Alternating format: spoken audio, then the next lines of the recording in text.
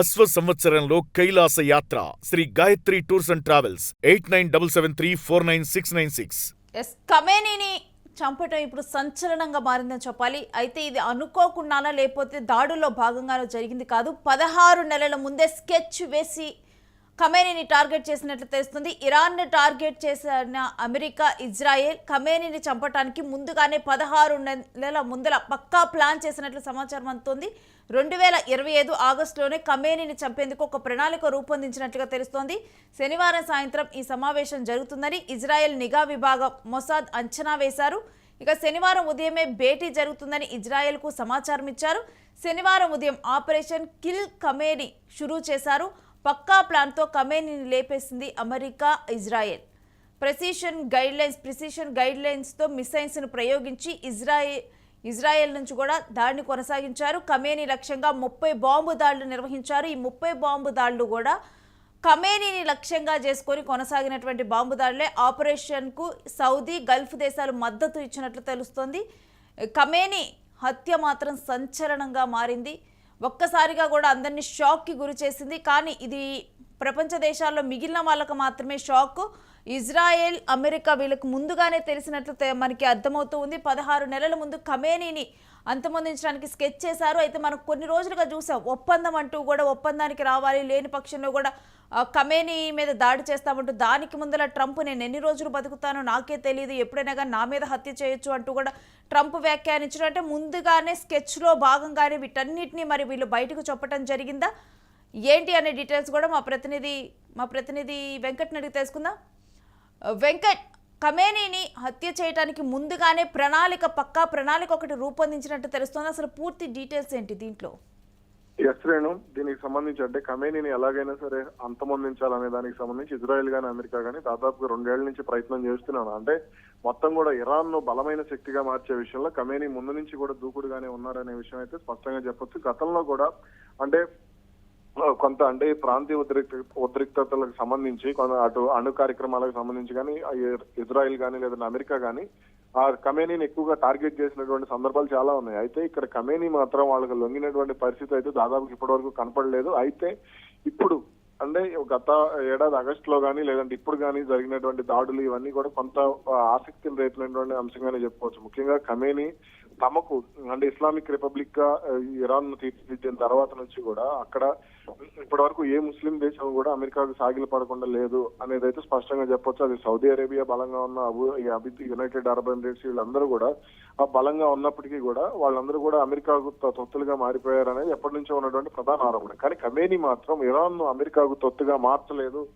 అనేదైతే స్పష్టంగా చెప్పొచ్చు. ఇక ప్రస్తుతం మనకున్నటువంటి ఖమేనీకి సంబంధించి ఖమేనీ హత్యకు సంబంధించినటువంటి పూర్తి సమాచారాన్ని మనం ఒకసారి చూస్తే కనుక ఆపరేషన్ కిల్ ఖమేనీపై వాల్ స్ట్రీట్ జర్నల్ ఒక సంచలన కథనాన్ని అయితే ప్రచురించడం జరిగింది. ఖమేనీ లక్ష్యంగా 30 బాంబు దాడులకు ప్రణాళిక రచించారు. శనివారం ఉదయం ఆపరేషన్ ఖమేనీని షురూ చేసినట్టుగా కూడా తెలుస్తుంది. శనివారం ఉదయం 1 అంటే తెల్లవారుజాము నుంచే 1:15 ఆపరేషన్ మొదలైంది. 45 కాంపౌండ్ లేని ఖమేనీ ఇల్లు, ఆఫీస్ ఉన్నాయి. ఇక అక్కడి నుంచి కూడా ప్రెసిషన్ గైడెడ్ మిసైళ్లను ఇజ్రాయెల్ ప్రయోగించింది. టోమహాక్ మిసైళ్లతో కూడా అమెరికా అటాక్ చేసింది. అలాగే గత కొన్ని నెలలుగా కూడా ఖమేనీ కార్యకలాపాలు, ఖమేనీ ఎక్కడికి వెళ్తున్నారు, ఎవరితో మాట్లాడుతున్నారు, ఖమేనీకి ఎవరు సన్నిహితంగా ఉంటారు, అదేవిధంగా ఖమేనీ ఆ టీంలో ఎవరు బలంగా ఉంటారనే అంశాలకు సంబంధించి కూడా ఆ ఇజ్రాయెల్ నిఘా విభాగం ఏదైతే ఉందో మొసాద్ పూర్తి స్థాయిలో దృష్టి పెట్టినటువంటి పరిస్థితి. ఈ క్రమంలోనే తాజాగా పూర్తి సమాచారం దాడులకు దిగారు.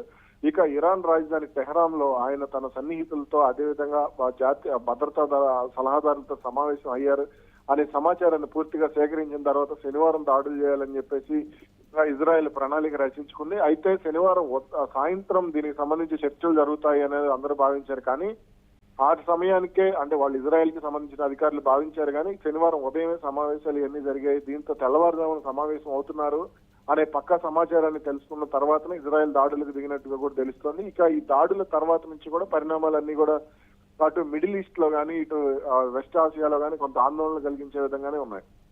ఎస్, కానీ వెంకట్, ఎప్పుడైతే ఈ దాడులు స్టార్ట్ అయ్యాయో ఒప్పందంలో భాగంగానే అంటే ఒప్పందానికి రాకపోతే కనుక ఇరాన్ మీద దాడులు ఉంటాయి అనుకున్నారు. కానీ ఖమేనీ హత్య అనేది కూడా ఎవ్వరూ కూడా ఎక్స్పెక్ట్ చేయనటువంటి ఒక పరిణామం. గతంలో ఇరాన్ కి సంబంధించినటువంటి కీలక అధికారులను ఎప్పుడైతే ఇరాన్ కి సంబంధించినటువంటి కీలక అధికారులను ఇజ్రాయెల్ మొసాద్ హత్య చేసిందో ఆ తర్వాత నుంచి కూడా ఖమేనీ మీద కూడా దృష్టి పెట్టారు అనే కథనాలు అయితే వచ్చినటువంటి పరిస్థితి ఉంది. అయితే ఖమేనీ సేఫ్ గానే ఉన్నారు, సురక్షిత ప్రదేశాల్లో ఉంటున్నారు అంటూ కూడా కొంత హడావుడి జరిగింది. కానీ అప్పటికే ఆయనకు సంబంధించి పూర్తి స్థాయిలో ఈ దాడులు కానీ ఇవన్నీ కూడా అంటే ఆయన్ని ఎలా అంతమొందించాలి ఏంటనే దానికి సంబంధించి ఒక పక్క ప్రణాళికతోనే ఇజ్రాయెల్ కానీ అమెరికా కానీ అడుగులు వేసినట్టుగా తెలుస్తుంది. కట్టు మిసైళ్లను ప్రయోగించే విషయంలో కూడా వాళ్ళ రక్షణ వ్యవస్థలు కూడా అడ్డుకోలేని విధంగా, మిసైల్ రక్షణ వ్యవస్థలు కూడా అడ్డుకోలేని విధంగానే ఈ దాడులు అయితే జరిగినట్టుగా కూడా తెలుస్తోంది. మరి అటు అంటే ఇరాన్ రెవల్యూషనరీ గార్డ్స్ వాళ్ళు ఏం చేయబోతున్నారు, ఇరాన్ సైనిక విభాగంలో ఐఆర్జీసీ అత్యంత కీలకంగా ఉంది కాబట్టి వాళ్ళ ప్రతిస్పందన ఎలా ఉండబోతుంది అనేది కూడా ఇప్పుడు మనకు కొంత ఆసక్తిగా ఖమేనీ మరణం తర్వాత మరి ఇప్పటికే వాళ్ళు గల్ఫ్ దేశాల మీద పెద్ద ఎత్తున దాడులు కూడా చేస్తున్నటువంటి పరిస్థితి మనం చూస్తున్నాం. కాబట్టి ఈ దాడుల తీవ్రత మరింతగా పెరిగేటువంటి అవకాశాలే దాదాపుగా కనపడుతున్నాయి. ఇక ఖమేనీ అంతమొందించడంలో కూడా ఈ రక్షణ వ్యవస్థను ఛేదించడంలో పూర్తిగా కూడా ఇజ్రాయెల్దే బాధ్యత, పూర్తిగా కూడా ఇజ్రాయెల్దే ఈ విజయం అనుకోవచ్చా? ఖమేనీ మొత్తాన్ని కూడా రక్షణ వ్యవస్థను ఖమేనీ తన పదవీ కాలం మొత్తాన్ని కూడా ఇజ్రాయెల్ విషయంలోనే ఆయన కఠినంగా ముందుకు వెళ్ళడం జరిగింది. ఇజ్రాయెల్ కట్టడి చేసే విధంగానే ఆయన పూర్తి స్థాయిలో అణు కార్యక్రమాలు కానీ ఇవన్నీ కూడా మొదలు పెట్టారు. ఎందుకంటే అమెరికా 2గా ఇజ్రాయెల్ ని చెప్తూ ఉంటారు. అమెరికా గూఢచారిగా, అదే విధంగా అమెరికాకు సంబంధించి ఒక కీలకమైనటువంటి ఆయుధంగా మిడిల్ ఈస్ట్ కి సంబంధించి ఇజ్రాయెల్ ని భావిస్తూ ఉంటారు. అందుకే ఇజ్రాయెల్ అంత శక్తివంతంగా మారింది. ఇజ్రాయెల్ ఒక మాట చెప్పినా, అమెరికా ఒక మాట చెప్పినా రెండు ఒక మాట. ప్రధానిగా నెతన్యాహు ఉన్నప్పటికీ కూడా ట్రంప్ పరిపాలన నడుస్తూ ఉంటుందనే కామెంట్ కూడా మనం వింటూనే ఉంటాం. కాబట్టి ఇక్కడ ఉన్నటువంటి పరిణామాలు ఇవన్నీ కూడా ఇజ్రాయెల్ సక్సెస్ అయింది. కానీ ఖమేనీ మాత్రం ఇజ్రాయెల్ ప్రపంచ పటంలో లేకుండా చేస్తానని కొంత ధీమాగా ఉండటం, ఆయన భద్రత విషయంలో అటు సైనిక అధికారులు కూడా అంటే ఒక ఆలోచన లేకుండా వ్యవహరిస్తుందని ఇటువంటి పరిస్థితి వచ్చింది అనే మాట కూడా వినపడుతుంది. Right, stay with us Venkat, మీ దగ్గర నుంచి మరిన్ని అప్డేట్స్ తీసుకుంటాం. ఇక ఈసారి అమెరికా ఇరాన్ మధ్య జరిగినటువంటి దాడులు ఏవైతే ఉన్నాయో వీటిని పూర్తిగా కూడా ఖమేనీ లక్ష్యంగా జరిగినటువంటి యుద్ధంగానే దీన్ని చూడొచ్చు. ఎందుకంటే ఈ దాడులు స్టార్ట్ అయిన దగ్గర నుంచి కూడా ఇటు ఇరాన్ ఒప్పందానికైనా వస్తుంది, లేకపోతే ఎవరైనా ఒక 2-3 రోజుల్లో శాంతి చర్చలకు మరే దేశమైనా కానీ తలదూర్చొచ్చు అనుకున్నారు. కానీ అమెరికా ఆల్రెడీ ట్రంప్ చెప్పడం జరిగింది, ఈ విషయంలో ఎవరూ కూడా ఇరాన్తో జరిగేటువంటి దాడుల్లో ఎవరూ కూడా తలదూర్చవద్దు అంటూ కూడా మిగిలిన దేశాలను ముందరే వార్నింగ్ ఇచ్చారు. ఇక ఆ తర్వాత చూస్తే కనుక దాడులే అసలు మొదట దాడులు చేయటమే ఖమేనీ లక్ష్యంగా దాడులు చేసి వరుసగా కూడా 30 బాంబు దాడులు, మెరుపు దాడులు చేశారు.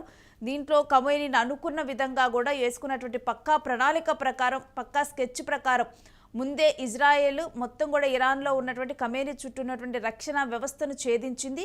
అనుకున్న దాని ప్రకారం క్లియర్గా కూడా దాడులు చేసి ఖమేనీని అంతమొందించారు. కరెక్ట్గా కూడా శనివారం రోజు ఖమేనీని వీళ్ళు చంపివేద్దాం అనుకున్నారు. కిల్ ఖమేనీ ఆపరేషన్ శనివారం ఉదయం మొదలుపెట్టారు. అనుకున్న టయానికి అనుకున్నట్లుగానే పూర్తి చేశారు. ఇక ఇప్పుడు ఖమేనీ మనందరికీ కూడా ఇప్పుడు ప్రస్తుతం ఇరాన్లో పరిస్థితులు తెలిసినవే.